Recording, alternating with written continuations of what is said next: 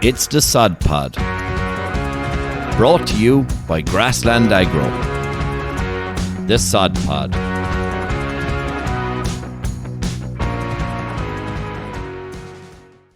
Hello, and welcome to the Sod Pod. We're back. Season 4. There's been a couple of promotions and a couple of people demoted as well, lads. It's a bit like the League Hurling Championship this year. It's absolutely brilliant to be back. Change of format this year. Edward, what are we going at this year? Yeah, we're going to do a slightly different, Jim. So instead of our every 2 weekly episode, we're going to go with an episode once a month, slightly longer edition. Yeah. With a better cast and a bigger cast, Jim, I think. New and improved. I'm going to get in bother now for saying that, but yeah, new and improved cast. So we're like friends here now. So we. For another 10 minutes. I don't know whether Netflix is going to be picking this up, Jim, but we'll do our best. Joe will do it, right? I think to be fair to everyone, and we're trying to do a bit of video on here as well, so we'll see how that comes out. So we're just going to do intros again. James Freeman's my name, in my 15th year with Grassland Agro. Very proud Tipperary man, living in South Kilkenny now. Not ideal, but sure, I'm alright down there, I'm okay. Could be in the worst place. Is it? John Brennan. My name is John Brennan. I'm new product manager. Started with the company there last June, so 8 months into the role now. So a proud Roscommon man, from a farming background, and really enjoying the role now so far. Man, John. Yeah, look, most people that listen to the Sod Pod will know me, or they might know the voice, the stuttering voice that does be on the podcast there the whole time. But my name is Steady Eddie is definitely false advertising, isn't it? It is complete utter false advertising. So my name is Edward Healy. Yeah, look, I've been a product manager with Grassland now the last 2 years. Been on the podcast probably the last year and a half, 2 years. Kilkenny man, like Jim here. I don't know if I need to say any more now, Jim. No, I think that's plenty. I just said enough. Yeah, I'm gonna. The camera might be broke after this. This is our first time. This is our first time recording a podcast on camera as well. We might have to say that next month as well if I forgot to hit record. Yeah. Very possible, Jim. Clodagh. Yeah, so my name is Clodagh Bolger, proud Kerry woman. Started with Grassland Agro as a product manager last September. Looking forward to getting stuck into the podcast now for the year. No bother to you. Up the kingdom. No, Peter. Peter's the cool dude of the group now. That's right. Peter Linden is my name. I'm one of the newer recruits with Grassland Agro. Started last summer. I'm working in the north of the country, northeast side of it. Monaghan man myself, and from a dairy background. That's the shot. Huge wealth of knowledge here, Edward, in fairness to them. Yeah, it's definitely different, Jim. Yeah, it's an improvement. Yeah, it's changed now from the chancers that we had on it in the past there.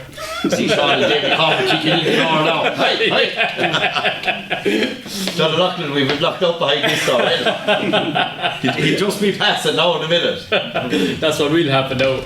Ham sandwich in hand. Bigger the devil. The most perfect timing. Yeah, exactly. Back out the gap. Look, what we might talk about. So John and Clodagh, you were doing a bit of work for us there recently. Let's have a flavour of that soil sampling and the likes. Yeah, so look, with the soil sampling, it's a very valuable and important tool for farmers to assess where they're at in terms of soil fertility. So look, there's lots of farmers out there between rules and regulations now. There's very few farmers that don't require soil samples anymore. So it's very important that those samples are taken properly. They're there for 4 years, so it's very important that they're taken properly. So just in terms of who actually needs soil samples now at the moment. So farmers, in order to be compliant with their nitrates, have any farmer that's operating over a stocking rate of 130 kilograms of organic nitrogen per hectare a year needs soil samples to be compliant with their nitrates.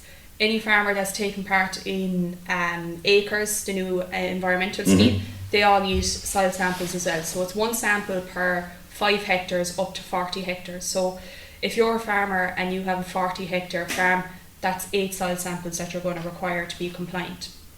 And then a new rule that came in a couple of years ago, the removal of the P allowance for soils that don't have any soil sample, sparked a lot of interest as well in taking soil samples. And from looking at the Teagasc Soil Fertility Report as well for 2024, you can see since 2022 there's been a massive uptake in taking soil samples in the last few years. So another important date to keep in mind as well, so any soil sample that was taken before the 14th of September in 2021 is no longer valid for 2025. Yes. So any soil sample that was taken before that date needs to be resampled. It's as good as expired now with the time Yeah, frame gone. 100%, Okay, yeah. So just for any of those farmers now that are going out taking soil samples, just a few rules. It may come across as common sense, but just a few things to keep in mind when you're going out taking your soil samples. So the first thing I would say is to be prepared. So make sure that you have a good sturdy soil core, that you're taking soil samples that are going down to your 10 centimetres.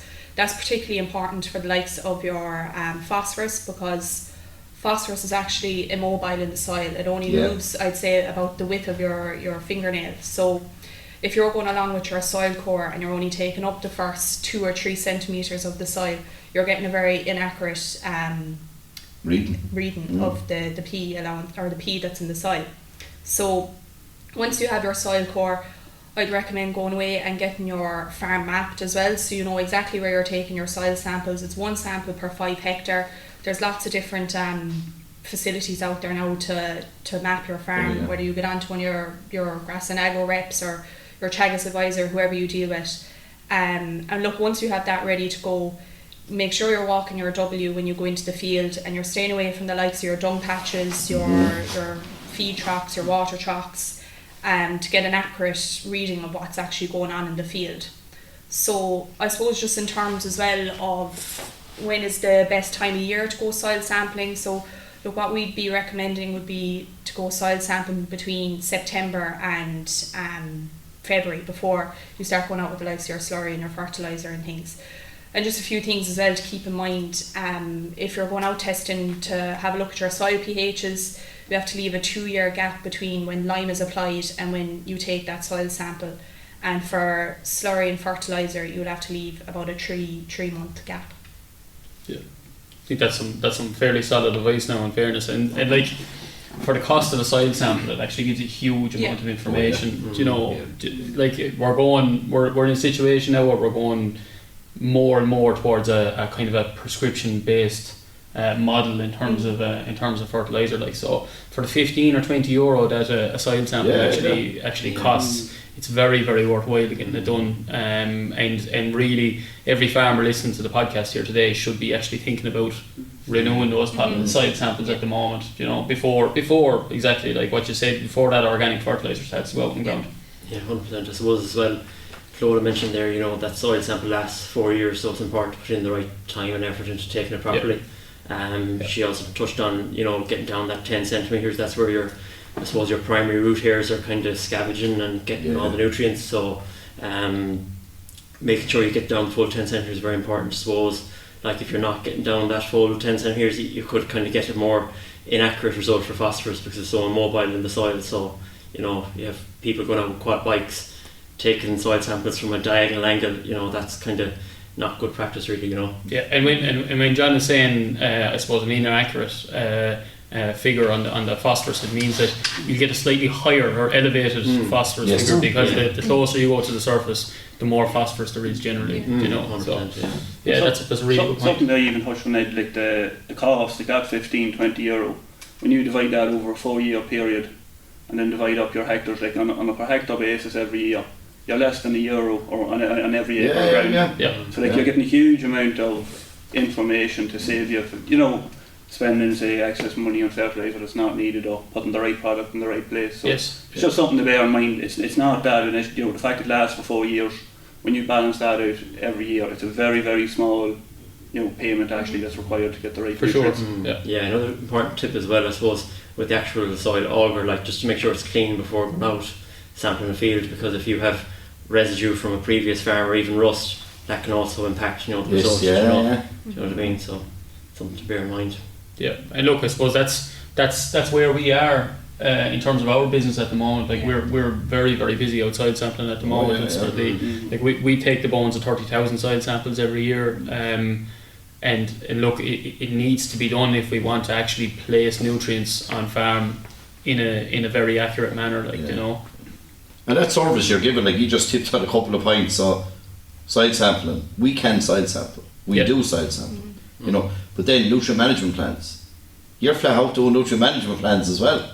Yeah, look, it's extremely busy time there, I know, and all of us at the moment are very busy, I suppose, reviewing plans at the moment, and actually making sure that they're up to the mark in terms of regulation at the minute. But I suppose, how important is that, Peter? I suppose it's probably, you touched on the regulation, and that's probably the one that nearly in the last probably 12-18 months that are causing a lot of people concern. And I suppose there's a few other aspects of it in terms of the efficiency of it, you know, from both the financial element we touched on already briefly, but also I suppose from an environmental point of view, that we're not putting out excess nutrients that are potentially either going to be lost for like CRP on overland flow or nitrate through leaching. I suppose, look at like any other business, your fertilizer and your slurry, they're all input costs in the sense that we want maximum efficiency out of them. And I suppose, like, the fact depending on your cropping system, how many cuts of silage you're doing, what sort of crops you're putting in, they're all varying different levels of requirements. You know, like on if you're taking 4 cuts of silage off a field, or 100% of them nutrients are going out the gate. Whereas if you're grazing that ground, you'll be getting roughly about 60% or 90% of 60% of the P, 90% of the K back onto the ground. Yeah. And that's where I suppose the nutrient management plans tailor that kind of specific advice. Because the important thing is, I suppose, is that every farm, they're going to be limited to how much P and K they can buy. There's not an absolute, a bank there that can just be tapped in. So it's very important that we don't oversupply that in certain areas and jeopardise other areas of the farm that actually need it. For like something I know geologists incorporate the ATCs when they're out doing their plans. Reseeding, now is the time to decide what kind of blocks of ground you're going to actually pick out for reseeding, because if we do our nutrient management plan and do up all the requirements, how much N, how much P the farmer can buy, come June there may not be the allowance there for reseeding. So, and in that case, the likes of skipping on phosphorus, it's going to be very, it'll impact the root development where it's actually needed. So really it's just about putting the right nutrients in the right place. And then I suppose from the compliance point of view, everything now is tracked coming into farm gate on the fertilizer register. There's no hiding space from this. And I suppose while the rules have always been there, it's this fertilizer register now that has, I suppose, brought it to a lot of people's attention. And even on that, I suppose there's a lot of different variables that come into how much, I suppose, N and P farmers can buy. It's not no one rule or one set approach fits all. Depends on your stocking rates, your level of concentrates fed. All these different variables, and whether the previous crop that was in the tillage scenario, all that has to be factored in. So it's worth, I suppose, if you're unsure from the farmer's point of view, there's a lot of data, I suppose, in between in calculating your nutrients, but from the farmer's point of view, in terms of giving us, or whoever it may be, Teagasc, to work out your nutrient management plan, if you know your concentrate fed, your area, your stock figures, after that a quick discussion will on what fields of what cropping system they're in, or the tillage of the grass, is it silage, etc. We can sort a lot of that out. I suppose like a way to think about nutrient management plans and how important they are at the moment. Like, if you're a livestock farmer, a nutrient management program is the equivalent of putting a diet together for your dairy cow. It's the exact same thing, and it's as important, if not more important, because we're looking to grow a crop, whether that's a crop of barley or a crop of grass. It's the same thing. They both have specific requirements. If you treat it the way it should be treated, you're going to have a better crop on the end of it. Whether if it's a grass plant, you're going to have a more leafy, more digestible crop after it, or if it's a crop of barley, you're going to have more full grains. You're going to have more head counts. You're going to have a better crop establishment. One way or the other, if you don't give it exactly what it needs, it's going to be a slightly poorer crop. And just to give you some idea, I know myself, and I'm sure all of you see out on the road as well. Over the last year, there has been an awful amount of confusion out there as to what farmers are actually allowed. Derogation farmers are one story, because the irrigation farmers all have nutrient management programs as part of their irrigation. But any farmer that's stocked below that 170 is kind of in limbo land in terms of what are they allowed, what are they not allowed, and a lot of them actually don't know what they actually are allowed to buy. I suppose I was just an example there. I was at a beef discussion group or a beef farm walk with Teagasc. I was asked along with one of my colleagues, Sophie Tyner, there to come along and give a little bit of talk on nutrient management planning and soil health. And there's some brilliant beef farmers up there in Wicklow. Now they were from all over the country, but there was some great beef farmers at that walk.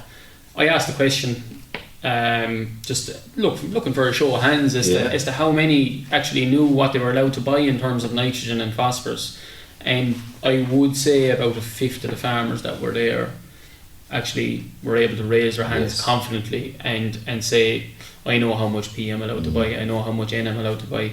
And when I did ask the question, a lot of them probably said because they didn't understand exactly how much they were allowed to buy, they were probably underdoing it just to be a little bit more cautious. For safety. So look, what I would say to anybody out there, there's massive importance and there's a massive amount to gain by actually getting a nutrient management program done, made up. So please get onto your local Grassland Agro advisor, because it's something that we can actually help with, or your local Teagasc office, and actually ask the question, what am I allowed to buy? You're going to have to provide a bit of information in terms of the your soil sample results, your land areas, the amount of meal that's being bought, but it can be it takes a bit of time, but it can be relatively easily put together, and then at least you will have a shopping list. Come the end of the year, if you buy this amount, you won't go over your allowance. But also the most important thing is that the crop that you're feeding, whether that's grass or a tillage crop, is going to get the nutrition that it actually requires. And that's so important going forward, and I think it's the way the industry is going. It's going towards a prescription-based service, Jim. Yeah.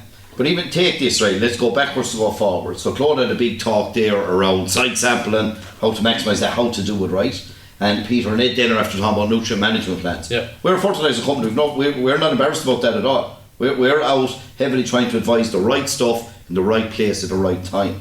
But John Brennan, you're going to talk about slurry management, which we're huge advocates of. Yeah, for sure. I suppose slurry application is all about recycling nutrients on farm, and I suppose it's very good farm practice, to make the most amount of your organic slurries and your farmyard manures that you generate on farm, and I suppose optimising that nutrient cycle. So I suppose a big rule that has come out this year now in 2025 is any farm stocked at 100 kilograms of organic nitrogen per hectare and over that has to apply their slurry with low emission slurry spreading application machinery. So I suppose that will be a challenge for a lot of farmers, because the fact that it's dropped from 130 down to 100, that ties in another 15,000 farms across the country. So that's, I suppose, farms that are kind of decently stocked will fall underneath that umbrella. So it's something to bear in mind. Research has shown that the less technology is retain a lot more nitrogen compared to splash bait technology. In the form of ammonia, I think is 30 to 60% more efficient using less technology than your conventional splash bait. So that's going to be very good environmentally, but also economically on farm. Yes, for sure. And that all look, that's a very, very valuable source of nutrients going out on farm, and really that organic fertilizer, if we think about it, we're at the beginning of February now, the zones are all open now at this stage. I'm right in saying that. Yeah. So really, farmers, especially livestock farms, should be looking at targeting that slurry back out onto that silage ground. Yeah, really, 100%. Where the big crops are coming off. It's so important that slurry goes back onto the fields that the big crops are coming off, and that's really, I suppose, part of it. Ties in with Clodagh's point on soil sampling. If you don't soil sample, you don't know the best places to put these nutrients. So I suppose we need to start with the soil sampling, we need to get the nutrient management plan right, and then we need to apply the slurry in the farm in the less farm on those areas that need it the most, John. Yeah, 100%. Definitely ties into what Clodagh was saying on the soil sampling, and also what you were talking about with the nutrient management plan, and targeting those fields with the high phosphorus and potassium offtakes. I suppose like with no, I'm not going to say expensive or anything, but another good practice is testing your slurry as well on farm. There's an awful lot of variability from farm to farm in terms of the phosphorus and potassium concentrations of slurries, so it's something to bear in mind as well. Yeah, well, I think you were touching on a really important point there. Like there is a huge cost to grow on crops in this country. And we need to grow these crops to feed the population, to feed our livestock, to produce milk, to produce beef, to produce lamb, whatever it is. Like there is a cost associated with all 100%. That. But I suppose we have to be a little bit more targeted about where we spend that money going forward, and that's really going back into that kind of prescription based service. But I think really the main point is like know what you're allowed, know what nutrients you have on the farm in terms of your slurries. So get your slurry tested. Whether that's using a hydrometer or sending it to the lab. So valuable, and it'll allow every farmer that's listening to this podcast to actually use the nutrients that they have or allowed in the most efficient way. Yeah, massively. Like the research has shown that the splash plate loses typically 54% of your nitrogen compared to your trailing shoe, like with 35%. That's still a substantial amount of nitrogen you're losing, but it's a lot better than 54%. And I suppose as we talk about water quality and all these issues today, moving to your trailing shoe or your dribble bar is going to improve, your efficiency on the farm of your organic fertilizers. Definitely. So we've discussed a little bit about your organic fertilizers. What about our chemical fertilizers? Because we're up on the spreading dates there as well. Yeah, massively. Yeah. So I suppose from the 15th of February, Zone C will also be allowed to spread your chemical fertilizer. So. I suppose a general rule of thumb is just because you're allowed to spread it doesn't mean you have to. To make sure the conditions are right. You don't spread fertilizer when there's flooding or snow even or storms as we had there in January. So I suppose getting the timing right, the application right, and the right product. They're the key steps. And that's even what you're saying there. Just because it's open, you don't have to spread it. And go back to the point about slurry and on the whole nutrient management plans.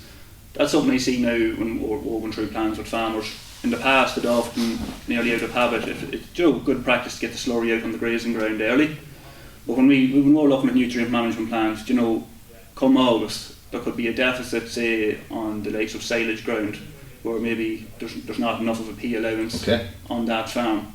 Whereas when we go back and look at, say, the grazing ground, they have enough of P and K there. And just by holding back, say, on a couple on getting, if you have the room, of course, come springtime, to hold back and putting out some of the slurry and keeping some to balance your indexes come August time. It can just make the difference in terms of when we quantify the offtakes of, say, the silage cutting.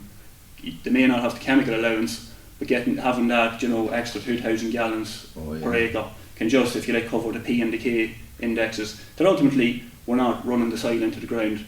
That a bit like what you said, Ed, to produce the milk or to produce the live weight gain, there's a cost associated that in terms of pulling nutrients out of the ground.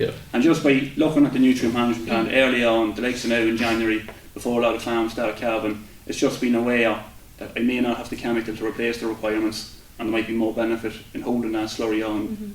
In this, that seems to be something that's popping up, I would see.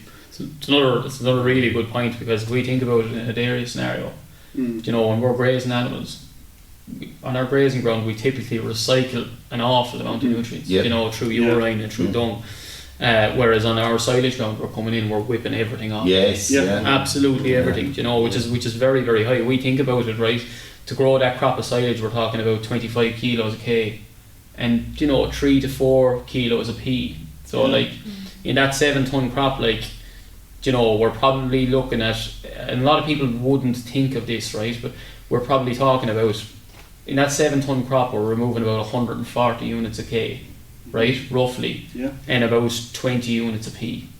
So that needs to be replaced. It needs to be, and we can see it. We generally the way you see it, I'm sure all of you have seen it on the maps, right? Go out and soil sample a farm. Like this is not this is typical on farms in the country. Go out and soil sample a farm. We can nearly tell which are silage fields and which aren't. Just by looking at the results. Yeah. And generally, what you'd see is any field that's around the farmyard is radioactive. They're glowing. They're absolutely glowing when you get a colour-coded map. And the further you go away from that farmyard, the less and less it gets. And that's typically it. The drier ground, or the ground that's closest to the yard, gets the most slurry. But we probably need to look at replacing those off-takes that we're taking away, and we will grow better crops on the back of it. We have massive capacity to do it, Jim. Yeah, sometimes we're just so busy. It's like, I need to empty that tank, I didn't realise and all. So I was talking to a lovely little dairy farmer the weekend there, Joey Ryan. I was saying, what are you doing? We're having this debate. Joey's just talking about when he took over the farm from Dad, the way, it's like, there's a lot of jobs that are done, and it's like, oh Jesus, I'm doing that now, you know, and how he tried to evolve it a bit, you know. And he decided then, he went and he spoke to his seed company, he went and he spoke to his chogus advisor, his milk advisor, right? And he spoke to ourselves, of course, and he took all the components together. So he kind of, inside in his own outfit, it's like, he site samples every 3 years. The reason he brought it to 3, some would say, oh, that's great, and others would say it's overkill. Some else site sample every year. The reason he does 3 years is his reseeding plan is every 6 years. Then he's doing a sixth of the farm, roughly. There's a few fields that are okay, but you know. So that's why, by splitting the numbers, but the numbers always stay the same, with the 6-year reseed plan and soil sampling every 3 years, and that was kind of his model. But slurry management was unbelievable. He's actually said what you just said in reverse. You said it, and it turned the grass inside out. Turned the grass. Now he did reckon that grass seed doesn't last as good today as it did back in the old days, right? You know? So we've no dig at all the grass seed companies. That's a debate. No, we're not going to get into that. But it was just really interesting, and the way he's managed his fertilizer bill now on the back of that, and the place is fabulous, you know. Yeah, it's absolutely huge, like, you know. So. But speak to experts. Yes. Get their knowledge and tailor it to your own structure and your own farm in line with the regulations. And it's just a simplified plan then, and it runs like clockwork now. I think that, Jim, that's the ideal word to use. Simplicity, really. Yeah. You know, just because you're getting the nutrient management plan done up, or you're getting soil samples done up, doesn't mean you have to change absolutely everything on your farm. No. What the whole thing with it is keeping things simple, targeting the things that you can actually target and affect, and making small improvements. And as we make small improvements, we're going to grow better crops, we're going to improve our water quality, we're going to do a whole range of things. Small changes can make a big difference. Oh yeah. You know? Definitely. I suppose going back to the less technology again with the slurry application, you know, a lot of farmers out there won't have that equipment on their farms, you know, that will be a challenge. So I think there are grants available with the TAMs, so it's worth looking into that if you're listening at home and you're involved with that, and also getting, I suppose, advice from your advisor in Clodagh about how to, I suppose, navigate if you don't have that technology to apply the slurry. You know, you might have to get into contact with contractors and all that. So a key thing would probably be contacting the contractors early, so you know your name is on the list. You know, that's fair to say. 100%. And even there, when you just, I suppose, talk about simplicity of the plan, I'm just conscious we talk through an awful lot of stuff there, and the last thing we want to do is frighten farmers that this is actually a very complicated process to follow. But you know, in the likes of our plans, there's generally 3 or 4 different, if you like, fertilizer tailored applications. Might mean, you know, your grazing ground could be just broken into 2 sections. One might be, you know, maintenance. It's good for your P's and K's. The other might be, you know, build P or K. You know, you're not going in and out every field adjusting the fertilizer spreader between applications. It's a very simple program to follow. It's colour coded. Red, it's lacking. Amber, it needs a bit of work. Green, you're safe. It's a maintenance requirement. Do you know, so don't let that just put any farmer off in terms of having to go and look for this advice. It's a very simple program to actually follow. You know, the computer will look after all the calculations, and between the advice of our ATCs, they will, you know, they'll make sure all the necessary regulations along the way are checked, and ultimately the end product is a very simple plan to follow. So just I'd hope not to frighten anyone off the complexity of it, you know. I suppose probably the most important thing of all, Peter, or that you just touched on as part of that nutrient management program. Like, Clodagh, how important is it once we do those soil samples that we act on the lime advice? Yeah, you literally just took the words out of my mouth. My I bad. was going to say. We need to stop talking now.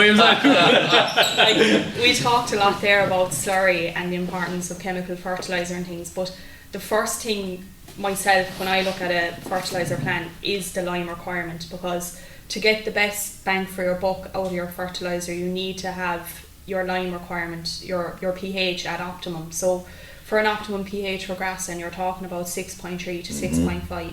So, like, to get the best bang for your buck out of your fertilizer, you need to correct that first. And like, look, even in terms of your phosphorus as well, if you're like, that's very susceptible to lock up at different pHs. So if you don't have to go too far down the pH scale for phosphorus to be locked up. If your soils are at a pH of 6, which, look, some farmers might think that's a grand pH, but like, your phosphorus is only 50% available at a pH of 6. And even if you go higher up the pH scale, if you go up to a pH of 7, calcium begins to lock up phosphorus as well. So look, it's very important that that's fixed first before you start thinking about what products you're going to apply to yourself. And that's to get the best bang out of the products then that go on, because once you get to that 6.3 to 6.5, the grass can maximise everything that's taken over there, so the pH does, you know. 100%. And lime is good value. We don't sell it. Lime is great value, you know. It's the cheapest fertiliser you'll ever buy. Cheapest fertiliser you'll ever buy. But look, I suppose if we are trying to get out on lime, we might still have opportunities. We just need to be a little bit careful about our fertiliser selection. I suppose that's kind of an important thing. So like, typically if you're applying lime, you will maybe try and stay off that field with slurry or straight urea in that 3-month period directly after it. You will be more susceptible to getting higher losses of that in. So that's something to bear in mind. Now look, I know myself, there has been a lot, because of the back end that we had a super back end. Yes, in fairness, that was a great back end for farmers to actually get through work.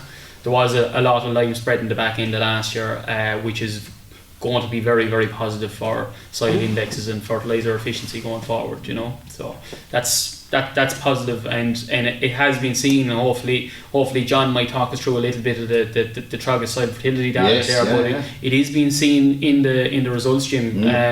We are seeing phosphorus levels on different enterprises improving slightly. First round fertiliser, Edward. Yes, so early P, early N, wait and see. Where are you going, Ed? We're getting to that point now, Jim. So like, we're early February now at this stage. Look, we tail end of January, we're after getting a few dirty storms dirty storms. We were without power now for a long time. Poor old John Brennan here hasn't had a shower in a week. So we had a tough time at the end of January there. So we're getting to that point now where we need to actually start thinking about what fertiliser we're going to put out for the first round. And like, if you think about it, like, our first round of grazing is quite simple. We go out and we just mow everything that's in front of us. We let cows clean everything that's in front of us. The big danger point, or the big point that we actually get under pressure for grass, is trying to have enough grass back on those first grazed paddocks, to start the second round.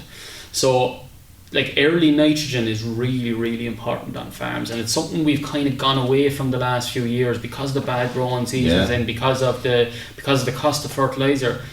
But where you're going to get a really, really good return from early nitrogen is coming into your second round. So what we're trying to do here is, if we were able to get out our half bag urea or 3/4 bag urea at some point in February, either before the first round or maybe halfway through the first round, we're going to give that crop a little bit more energy for regrowth after it's cleaned off with that first round. And that's what we really needed to do. What we're trying to do is we're trying to wake the plant up from its dormancy over the winter and I suppose start producing that really leafy material. Yes.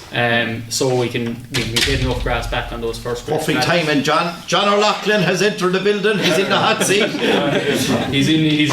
He demanded a grand arrival. He's in terrible humour after Clare was beaten there at the end of January. See that, And in their own backyard. all the raving he did for the whole year about Clare back, they're gone again, boys. And ladies. What's wrong with the league? Not fun in January, Johnny. I won't be too worried about it.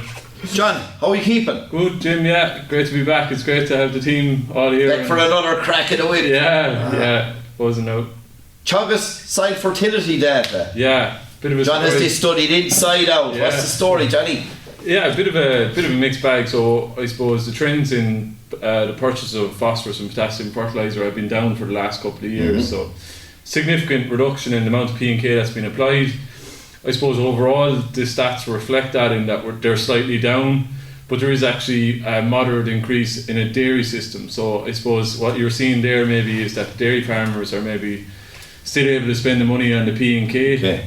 They're investing in it, and maybe other enterprises have simmered back a little bit. The tillage stats, the tillage farmers are really in tune with their site fertility, but still only 1 in 5 fields is optimal for pH, P&K. So that means the other 80 is suboptimal for either pH, phosphorus or potassium, which is, a real challenge. It's so important, and it's more magnified in the tillage crop. In dairy, we've suffered from it. We're still very poor. So a moderate increase, we're slight reductions in the area suboptimal for P&K, but still 75% of dairy farms are suboptimal for either P or K. Okay. So it's a big penalty in yield production, and we've seen that, I suppose, Jim, in the challenges we've had trying to grow grass in the last couple of seasons. Yes, yeah. No, it's been very, very tricky. You'd all agree, lads, I suppose. You'd agree. It would. And I suppose probably in some farms maybe there's a little more hate in place, whether in the sense that they can get away with. I know it might not always be the best practice in terms of a cost point of view, putting in extra silage or making it into the diet, whereas the tillage farmer, if they don't supply the nutrients, they have a direct hit on their yield. Yeah. Whereas on the dairy side, you're balancing production. I suppose you have an intermediate in between. Yeah. The challenge is we've reduced our chemical fertilizer nitrogen rates, but we're bringing in nitrogen from other forms, either grass silage, imported feeds. The meal feeding has been up significantly. A lot of people, the average is probably 1.5 ton, 1.6 ton for last year with tricky weather events, but we're still bringing in nitrogen or protein. It's just that we've displaced the chemical fertilizer, and realistically you'd have to weigh that up. It's not really good for profitability, and from an environmental point of view or water quality point of view, what's very important is getting the nitrogen from the factory here where we're sitting, Jim, into the grass plant. And all the measures that farmers are taking around, being accurate with their making sure the soil temperature is 6 degrees and rising, not wasting it, the accurate spreading and application of the fertilizer, addressing soil pH and soil fertility. All these things are really, really important, and I suppose there's a huge focus on cost coming from a really strong year by a more challenging year, and I think the data is going to show that last year was actually a really, really good year, even though despite it was a very difficult start. So I suppose investing in soil fertility while keeping your costs, reasonable is very, very important, and deciding what you're comfortable with and spend on soil fertility and cents per litre. And I just urge everyone not to be going off, saying I need to spend X number of cents per litre because that's what someone else is doing. It's down to where you are. So, and if you have to build your soil fertility, it's going to cost you more, but it's the best return on investment you can make on farm. It's the only return on investment you get an ROI in the first year. Even reseeding it takes 1.5 years.